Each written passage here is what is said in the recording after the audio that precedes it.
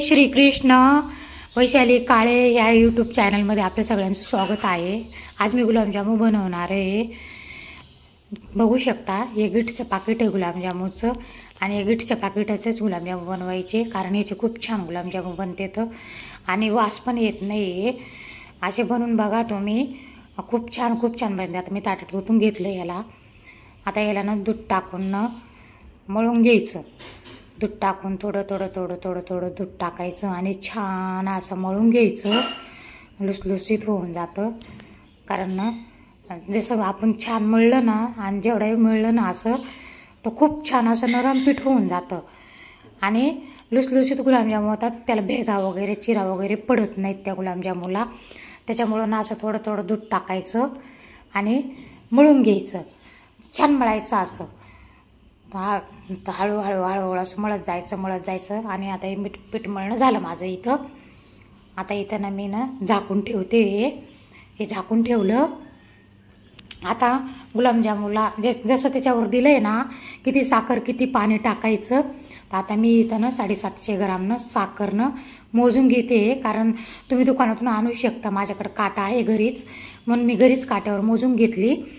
तुमच्याकडं नसेल तर दुकानदाराकडून तुम्ही आणू शकता। आता इथं ना 800 ग्राम पाणी घ्यायचं आपल्याला गुलाबजामूला चाचणी बनवायला। तर आता मी इथं 800 ग्राम पाणी मोजून घेतले। जसं त्याच्यावर दिलं ना तसंच तुम्ही घ्यायचं। साखर 750 ग्रामच घ्यायची, 800 ग्राम पाणी घ्यायचं। आता हे चाचणी करायला ठेवलं मी इथं पाणी। चाचणी करायला पाणी ठेवलं आहे इकडं। आता याच्यात साखर टाकते मी।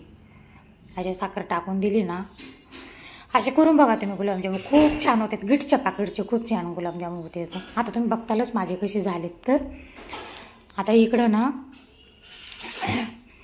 कढई ठेवते मी तेलाला। आता हे मळून घेतले, छान गोल गोल करून पण घेतल्या गोळ्या गुलाबजामूच्या।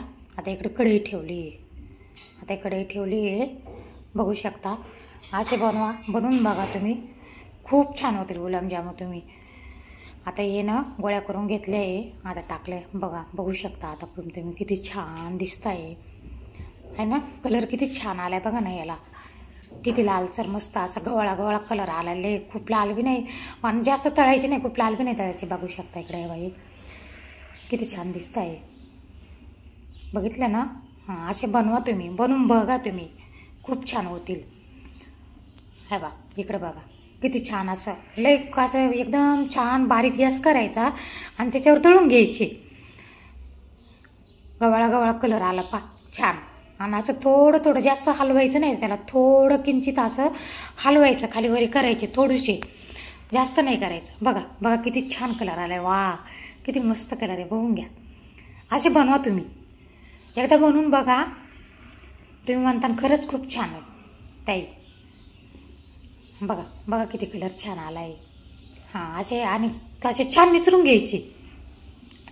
तेलातून घाई नाही करायची, पटापटा टाकायची, कारण असं ना एकदम निचरून घ्यायचे छान असे, कारण त्याचे तेल राहिलं का मग ते चाचणीमध्ये ना तेल न येऊन जातं ना, तर कसं म्हणजे असं तेल वगैरे दिसून जातं चाचणीमध्ये। हां असे, हां बघा आता किती छान बनवले आणि छान पण झाले बघा। जास्त असे तळत आणि घाई नाही करायची, असं बारीकच गॅस ठेवायचा, बारीक गॅसवरच तळायची। बारीक गॅसवर तळले का हळूहळू छान असे तळले जातात आणि करपत पण नाहीत, खूप लाल पण कलर येत नाही त्याला, असा गवळा कलर छान येऊन जातात, तळले पण छान जाते। तर असे करून बघा, फॉलो करा।